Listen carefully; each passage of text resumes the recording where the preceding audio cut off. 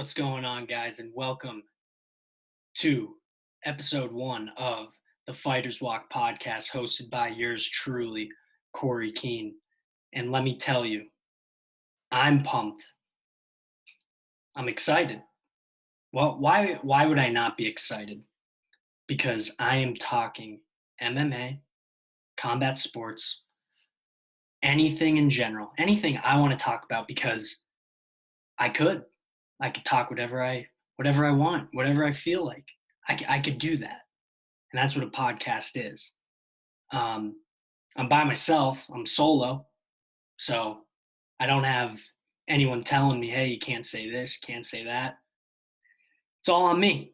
So if I mess up, I mess up. It's my first time ever doing this. First time doing this with a camera. Bought a camera, went out, bought a webcam, nice one.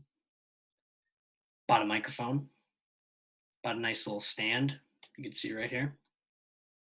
Get to move it. So somewhat, I do feel official. Now, am I going to get 2 views on this? Am I going to get 10? Am I going to get 20? So on and so forth up to whatever. I don't know. But what I could tell you is I'm going to talk how I feel. So these are my opinions. This is what I think. And that's what I got to say about that. Like I said, I'm super excited to do this because I love MMA. I've always wanted to talk MMA. I always could talk MMA.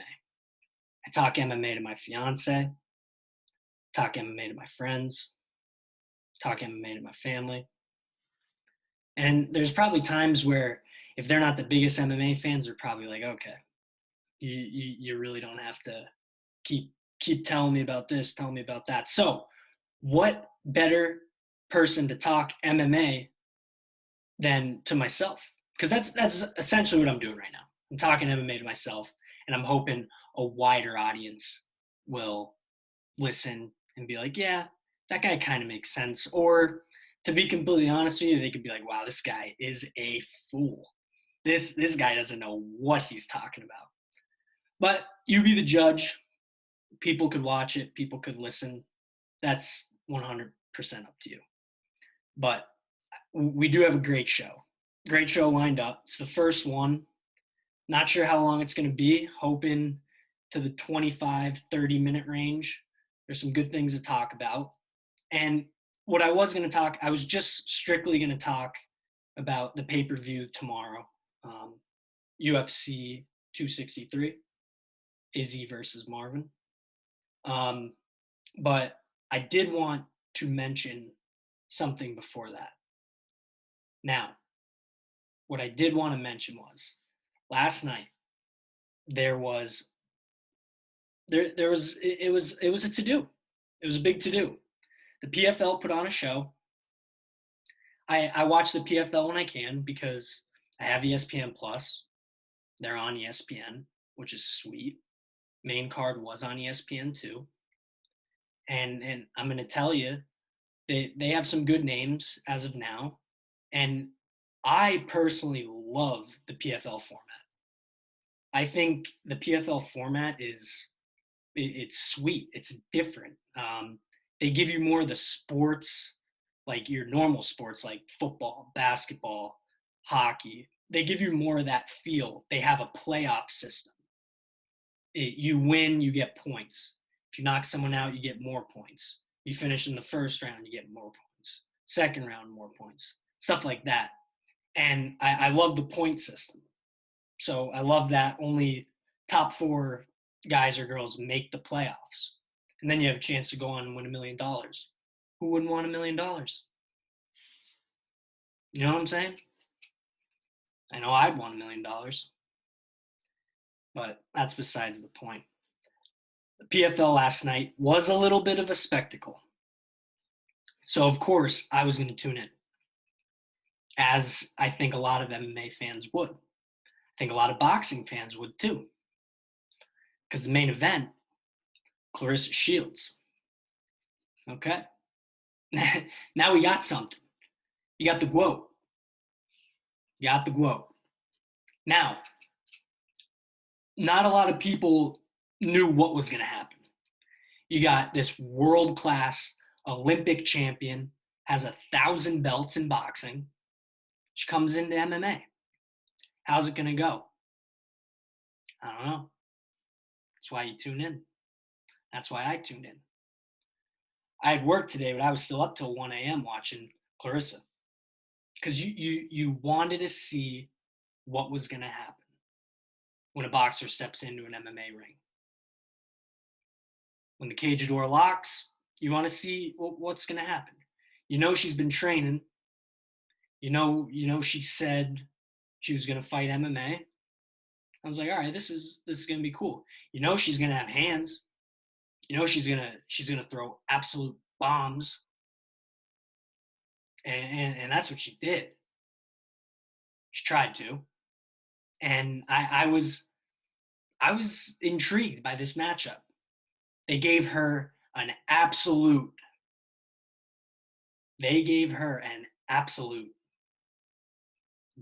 beast. Beast. I think the girl she fought was a whopping 3-6, maybe. Now, I do have to say, if it was 3-6, I don't remember off the top of my head, but that's still 9 professional fights. So, I mean, I guess if you do have 9 pro fights, I guess that's a lot, but still, 3-6. I think you knew what they wanted to happen. And like I said, I was pumped for this because I didn't know what was going to happen. I knew Claressa was training at Jackson Wing, and you know who trains there. I go one guy, John Bones Jones, trains there, and I know she's been training a good bit with Holly Holmes, and Karate Hottie, Michelle Watterson. So, and I think she said she was there for training hard for like 7 months, 8 months, almost a year. So, what are you going to do? She's a boxer, like I said, world class. Okay. You know, she's going to have hands, like I said. You do have to train that. Don't get me wrong. It's a different game. It's a different game. You're not wearing boxing gloves. You're wearing small, barely anything MMA gloves. So, what are you going to train? I'm Jackson Wink. Okay? Takedowns, sprawls, escapes, counters on the ground, how to get out of different positions on the ground. It's going to happen.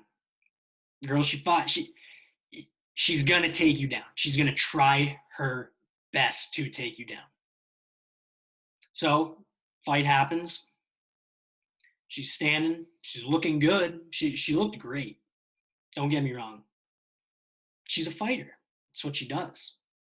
So of course she's gonna know how to stand. She's gonna know how to bang. But let me tell you, the girl she fought, 3-6 or not, goes for first takedown. She gets it. Okay. And she has her on the ground for damn near the whole first round. Of course, it didn't get many shots in that first round. She tried to get up, and I mean, I don't know. I really don't know what she was thinking. Like the takedown was coming, almost telegraphed. These takedowns were telegraphed, and she couldn't stop it. And that same thing happened in the second round.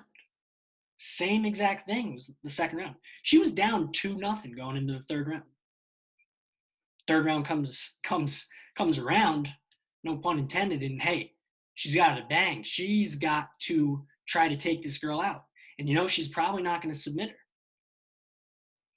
So, again, She almost gets taken down, but she does sprawl. She does kind of get out of it a little bit, and then she just starts hammer fist. She's throwing everything. Finally gets the job done. So listen, I saw the spectacle, because that's, like I said, what it was. And listen, it was fun.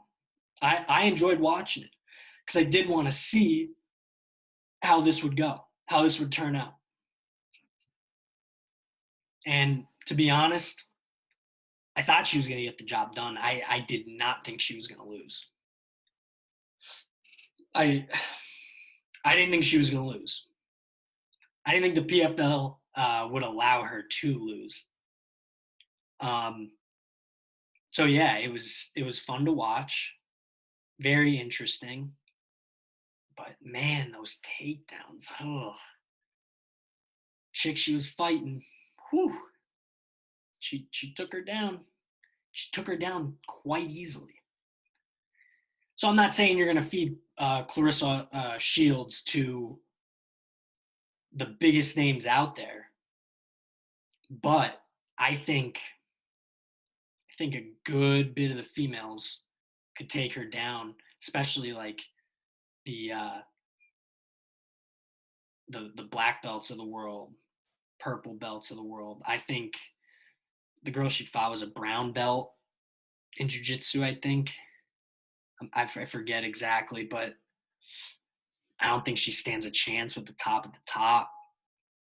I mean, maybe as time goes on, I think she still wants to box, so she's not going to be fully training MMA. But I also don't think this is going to be a one-off. I don't. I don't think it's going to be a one-off. I think she will fight again. But now it's like, who does she fight next? The PFL called this a showcase, this main event. So I don't even know for sure if she's in the the standings or the tournament style that they have. I'd have to fact check it, but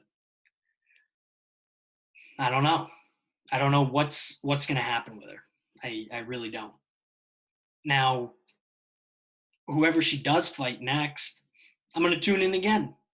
As the MMA fan, I'm going to tune in again because it was fun to watch, like I said, and you want to see what's going to happen. And in the fight game, anything could happen. Anything could happen. So enough with the PFL. I did want to touch base there because I did watch the card, and you know what? It was fun. It was a good card. There were some great fights on that card. So if you did get a chance to watch it, even if you just saw the main card, I know the two guys in the first fight, unbelievable 3-round war, unbelievable. Felt like old school UFC, just standing and banging. That was a war. Awesome fight too. It was a great fight. Bubba Jenkins fought. Bubba's a beast. So that was fun seeing him win. It was a good card. I watched it from 7 all the way to 1. Felt like a UFC card. It was a Thursday night. Got MMA fights on a Thursday. You can't beat MMA on a Thursday night when there's nothing else on. Because I'm not watching hockey and I'm not watching the NBA. Cannot beat it. But enough with the PFL. Let's get into what the people really want. And that is the fight card tomorrow. Woo! That fight card tomorrow is something special. I am beyond excited for this fight card tomorrow. It is going to be, you know what? I say this when you're super excited for a fight card, sometimes it doesn't deliver, but how can this card not deliver? You're a UFC fan, you know what I'm talking about. UFC 263, Israel Adesanya versus Marvin Vettori. Wow. If you guys watched the press conference yesterday, wow. One, Marvin can't talk that well when he's trying to fire back at Izzy. Izzy's quick. Izzy does remind me of Connor in the press conference. He's quick on his feet. And he'll say some dumb shit, don't get me wrong, but it's funny. And poor Marvin, no one in Arizona was cheering for Marvin at the press conference. Nobody. It was funny, man. It was funny. He was saying some absurd shit to Izzy. And I don't know how that's going to play out, but we'll talk about that fight later because I'm going to go kind of from the lower fights and work our way up to the main event. But yeah, that press conference was something special. Nate Diaz just smoking weed, no big deal, doesn't care. He doesn't want to be there. He doesn't want to be at the press conference. Man, I just want to fight. I just want to fight, man. Stockton. Stockton, baby. Who doesn't want to see Nate Diaz either, man? Come on. Come on. That's what I do. Talk MMA to myself. I love it. I love this shit. If you can't see it on my face right now, I love this shit. With that being said, let's get into the card. A lot of fights. I have it pulled up. There's a good bit of fights. The card, let's see here. Pull it up. 14 fight card. 14 fights on this card and some good ones. There's a lot of good records. There are a lot of guys that I'm not 100% sure on. I'll just be straight up honest with you. But here's one thing. The third fight on this card, Chase Hooper, I've been following Chase for a while now, and third fight, I don't know why Chase Hooper's the third, but that's going to be my first fight that I'm going to tell you right now. It's going to be a fun one to watch. Chase is he's fun to watch, and he's a young kid, 21 years old, 10-1 record. He just beat a guy, submission, Peter Barnett. That was in December, and he has one loss in the UFC, and it was against Alex Caceres. So, I mean, nothing to hang your head about. I do remember watching that Caceres fight, though, and he got dominated. He's fighting Steven Peterson. Like I said, just watch out for this. If you're watching this card start to finish, this is the third fight. Make sure you watch this fight. It's going to be a good one. Like I said, I'm excited for Chase, and I think it'll be a fun fight for sure. There's two more on the prelims that I'm actually like really excited for. Like pretty pumped. And that's Eric Anders, against Darren Stewart. That'll be a good one too.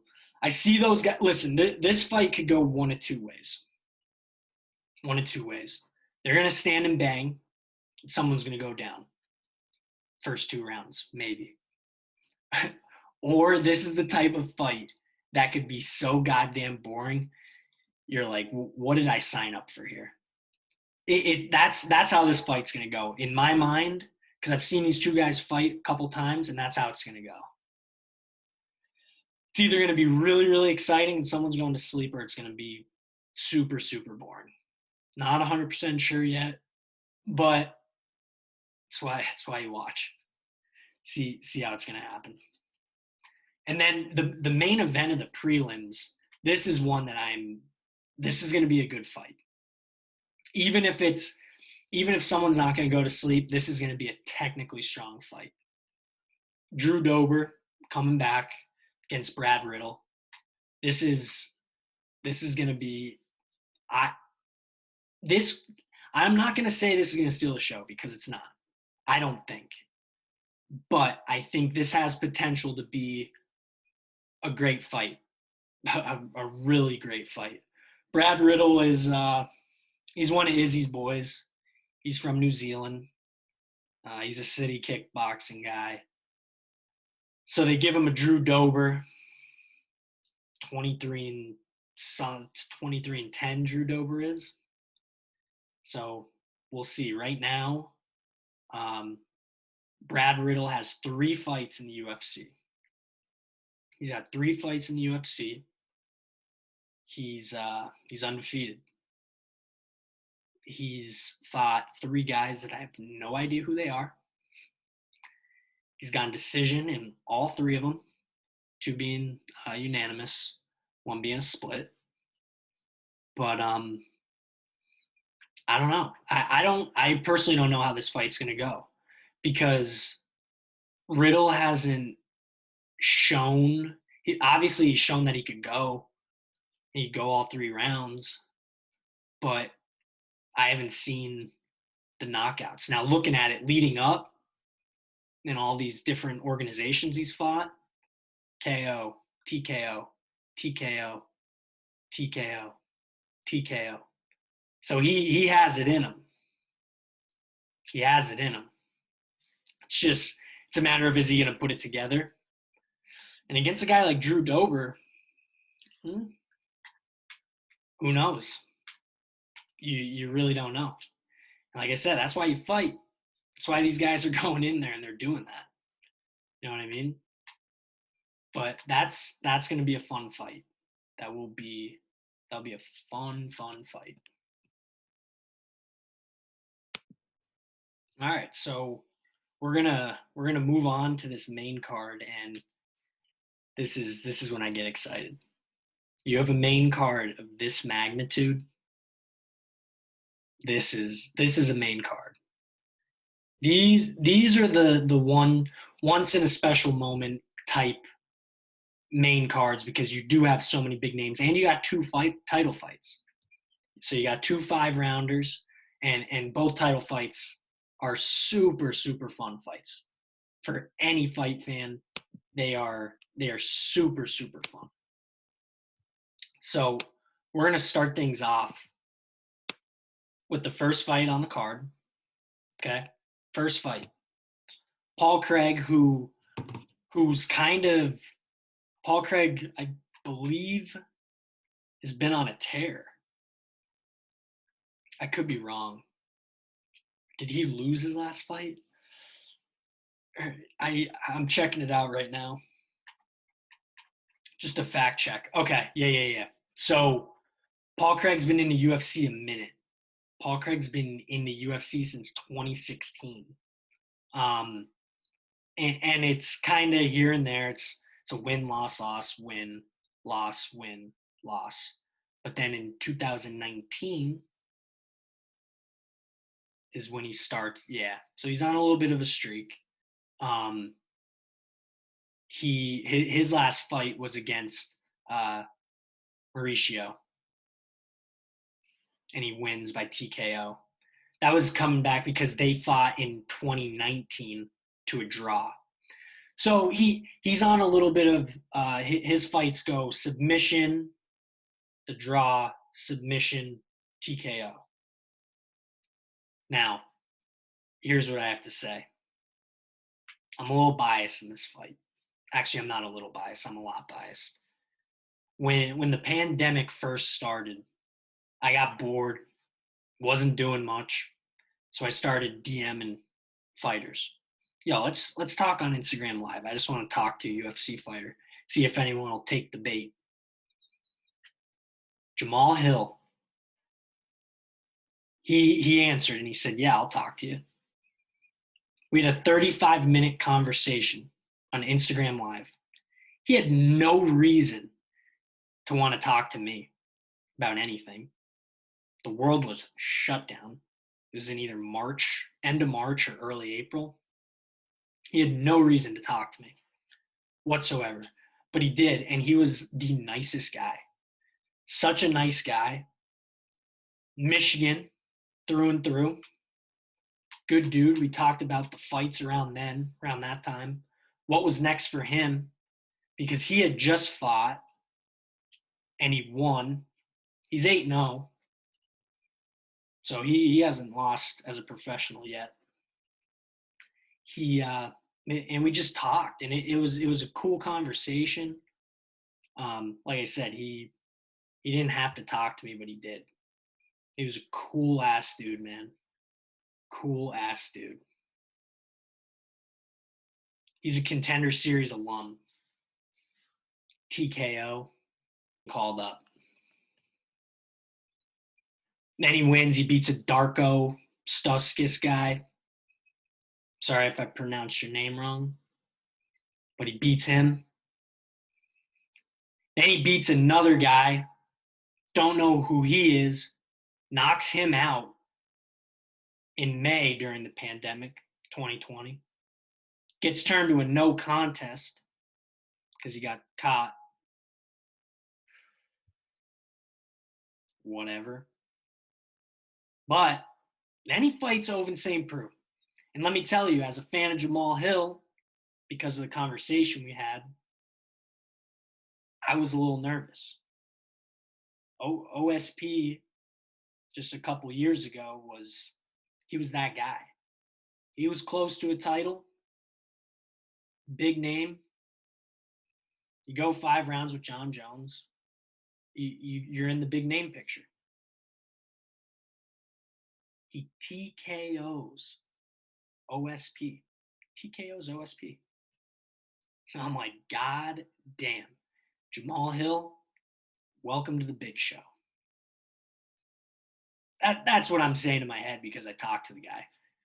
So I like to say I have a dog in the fight.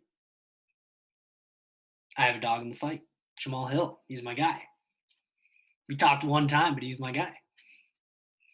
I'm taking Jamal Hill, baby. I'm not winning money on this because he's a minus 305 favorite. Paul Craig could bang and he could submit. So I don't know how, like, if Paul Craig tries to take him down, it could get interesting. If you want to try to win money, throw it on Paul Craig, plus 235. Jamal Hill, baby, all day. I'm going Jamal Hill. We're going to move on to a legend of the game, Damian Maia. Hasn't been doing a whole lot. He's still here, but he's gonna fight. He's gonna fight a tough dude, man. He's gonna fight a tough dude. Lil Muhammad. This fight's interesting too because you know what Damian Maia is gonna do. You know what he's gonna try to do. He's not gonna stand and bang with you. But this is a fight that if I'm looking at it from any standpoint, as a fan, if I'm looking at it as a betting standpoint, here's what I'm doing. I'm putting him in a parlay because I think that's a lock. I think it's a lock. I think he's going to win this fight. Don't necessarily know how. I think he could get Damian Maia out of there. I think he could. I don't know. If Damian Maia tries to take him down, Muhammad, he could submit him. I really do think he could submit him. He's got a good ground game, man. He's got a pretty good ground game. I mean, he fought Leon Edwards 2 months ago, I think. Three months ago. That was also a no contest because the accidental eye poke. That was a pretty bad eye poke, but that's here nor there. Yeah, I'm taking Muhammad because he's a beast. He's like 18-3, it says. 18-3 in the UFC. I'm taking Muhammad. Fun fight. It's going to be a good one. But like I said, I'm taking him. What everybody on the card's been waiting for. Every single fighter below this fight, unless you're Abdul Muhammad because he said he wants to fight him. Every single person is here for Nate Diaz. Every single person is here for Nate Diaz. Tell me someone who's not, and I'll say okay. Because I'm telling you, Nate Diaz is that guy. Doesn't matter who he's fighting. He could fight me in the back of a Cracker Barrel in Stockton, and people are going to watch. I've never thrown a punch in my life, but people are going to watch because it's Nate Diaz, man. Nate Diaz, it doesn't matter if he's on a 5-fight losing streak, a 7-fight win streak, hasn't fought in 6 years. It doesn't matter because it's Nate Diaz. Nate Diaz. Nate Diaz is a plus 355 underdog. He's a plus 355 underdog. And he's fighting a killer, man. Leon Edwards. UK, baby. He's fighting a killer. Leon Edwards is minus 500. Wow. Like I said, he just fought Muhammad, and before then, he hadn't fought in a while. But, I mean, he's minus 500. Wow. If you want to win money, or attempt to win money, you're going to take Nate Diaz just because you love Nate Diaz. So if you're going to bet with your heart, you're taking Nate. The odd makers are saying you got to bet on Leon Edwards, though. Wow. I don't know. If I do end up betting on this fight, I'm taking Nate Diaz, but I'm not putting him in a parlay or anything. I'm just trying to win some money. Stockton, baby. I'm ready.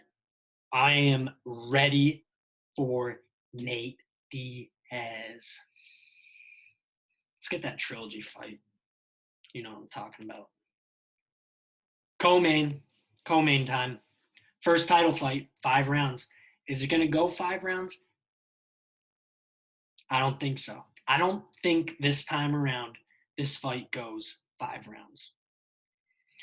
Brandon Moreno, he gets the call. Yo, you want to fight Davison Figueiredo for the flyweight strap a couple months back? Yes.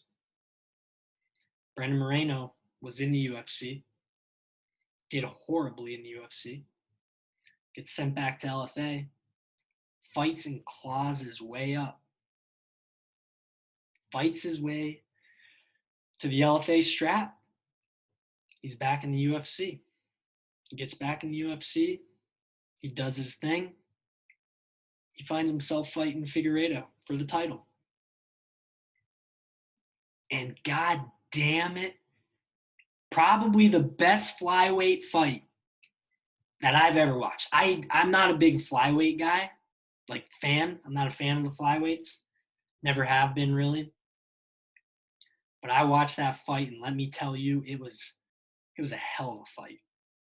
Hell of a fight. So good and so even that they called it a draw. So Figueiredo keeps his title, but it's a draw. Now, there were some talks. Figueiredo was sick. He was ill. Who knows? I'm not here to speculate on all that. What I am here to speculate on is who the hell is going to win this fight?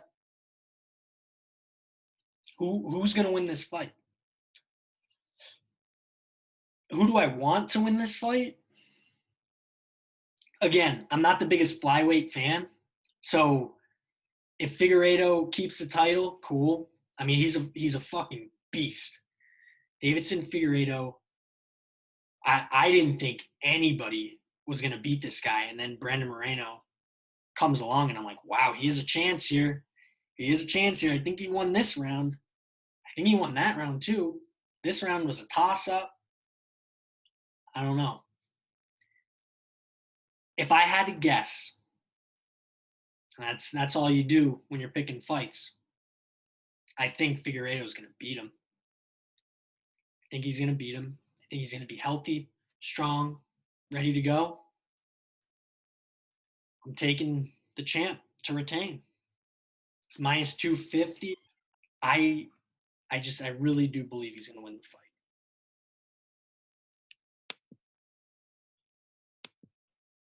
I'm back. Had some technical difficulties. I gotta let some people know when I'm recording. Like I said, I'm new to this. I'm learning. This is episode 1. Hopefully, many more to come. I'm gonna get a solid format down. I'm gonna get everything down. Like I said, this is what I want to do. But with that being said, there is one more fight on this card, and I don't remember if I said it or not. I'm taking Figueiredo. I have no choice because he's a beast, and I think he's gonna get Moreno. I really do, and I think he's gonna take him out. One more fight, baby. One more fight, and it's a big one. It's a big one for a couple of reasons. One, because Izzy's coming off his first ever loss. It wasn't at middleweight. It was to a humongous guy in Jan. He's a beast. And what did he do? He tried taking Izzy down, and he was very successful with it. Now, Marvin, he's a big guy for a middleweight. And he had a lot of success taking down Kevin Holland. Now, Izzy is all around way better than Kevin Holland. Kevin Holland's got hands, but that's about it. And he could talk, but in the fight. But other than that, I mean, I don't know. Izzy said something in the press conference yesterday. Who have you fought, Marvin? Who have you fought? I'm going to be honest, not many people. He has not fought many people. He took out Jack Hermanson, and he took out Kevin Holland. Those are the two notable guys. And he fought Izzy early on, and it was a good fight. Went the distance. A judge gave the fight to Marvin, but Izzy ultimately won it. Izzy went on to a lot of big things.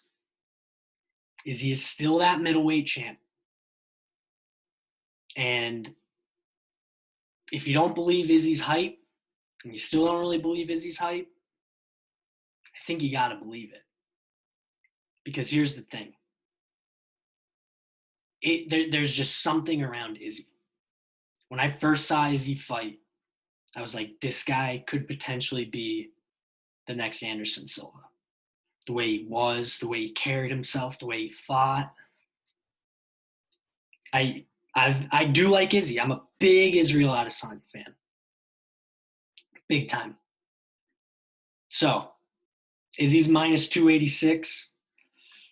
Marvin's plus 225. I think that's good for the main event, for a main event fight. I mean, if you're betting on Marvin, you're going to get some money. Putting Izzy in a parlay, not a bad move.